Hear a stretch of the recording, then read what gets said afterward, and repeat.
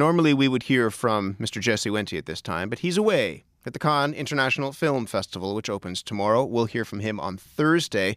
This is a festival that showcases films from around the world, also gives some exposure to young directors. Krista Staulo is a 23-year-old Toronto filmmaker. He left for Cannes yesterday to take part in the festival's Short Film Corner with his new film, Somnolence. Before he left, we were speaking in our studio about this film, the festival, and what he's hoping to accomplish there. Congratulations. This is a big thing to go to Cannes. Thanks so much. What was your reaction when you found out that you were going to be going? Astonished. I mean, I was really, really hoping that we'd get in, and it's everybody's dream, right, to head to Cannes. So we worked really, really hard on this film, and to kind of get that validation was just an amazing feeling. This is quite a film. Even as a short film, and it's not to take away from short films, but as a short film, there's a lot that's going on here. It's about somebody who sleeps and dreams in this strange world where people don't take naps. Can you explain what's going on here? Where did the idea for this come from? Well, yeah, it takes place thousands of years into the future, so that's why we're so advanced and we're so evolved that we don't need sleep anymore. And we're already starting to see that kind of progression now with the advancement of smartphones and computers, and no one's sleeping anymore. But I've struggled with insomnia my entire life, and have always been fascinated by dreams, and in contrast to reality, and what dreams are, what they mean to us, and how they affect us. So that was kind of the driving force for the plot line. Was my personal, connection to it. What do dreams mean for somebody who suffers from insomnia? I'm somebody who doesn't get enough sleep, just because I wake up early in the morning. But for somebody who can't sleep, I mean, what do dreams play in your life? Well, I think they're all the more prophetic in a sense. It's interesting because when I finally do fall asleep, and I'm sure other insomniacs can share the same sentiment here, that they think about at least I know from my perspective, I critically analyze what I'm dreaming about and why I am. The interesting thing about this is that as a short film, you pack a lot into 13 minutes or something like that? Yeah, 13.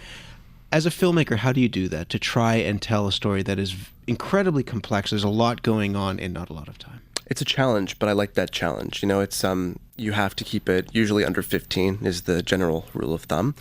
But it just means that you can't really, which is a little unfortunate, but you can't really, take your time with things that you'd like to take your time with. You do that in a sense, but you have to compromise because everything has to move at a fairly quick pace. I mean, I think it's interesting. One of the things that happens when you have dreams is you wake up and you can't entirely remember what has gone on. And part of it is you think but then there are little bits and pieces that seem to be missing.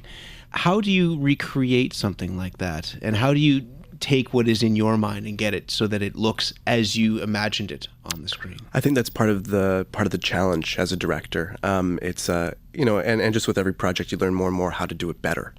Right? So it's just really about communicating as much as you can and as concisely as possible to your team. And then also making sure that you have people that are, on the same page as you creatively.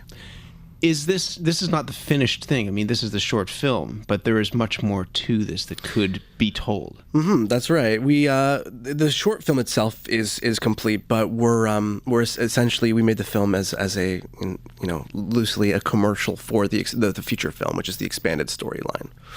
And so, in part, that's the plan, to go to Cannes and try and showcase that commercial and have the feature. Absolutely. I mean, that's going to be our calling card, right? We'll go there and we'll get to screen the film, and basically just show people, this is what we can do. But if you help us out and we get some more funding, we get some more contacts, let me show you really what we can do. What would you want to really do? I mean, if people see this and they go, yeah, I love this idea, where would you want that to go? There are so many things, Matt. That might be another show or a series of shows. But basically just diving deeper into George's life, the main character's life, and understanding these relationships better.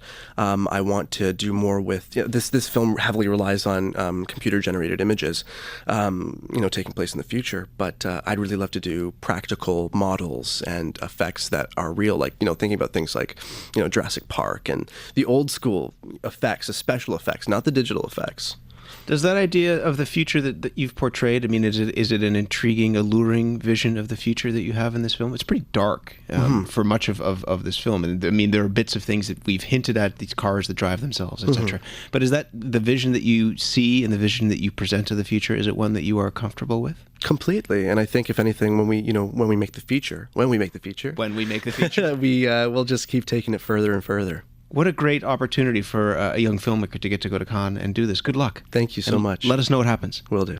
Chris Staulo is a local filmmaker. Spoke with him just before he left for Cannes, where he'll be part of the film festival's Short Film Corner. The festival begins tomorrow. I'm going to post up in just a moment a trailer for his film on our Twitter feed at Metro Morning. Mr. Jesse Wente swanning about in Cannes as well, and we'll talk to him on Thursday.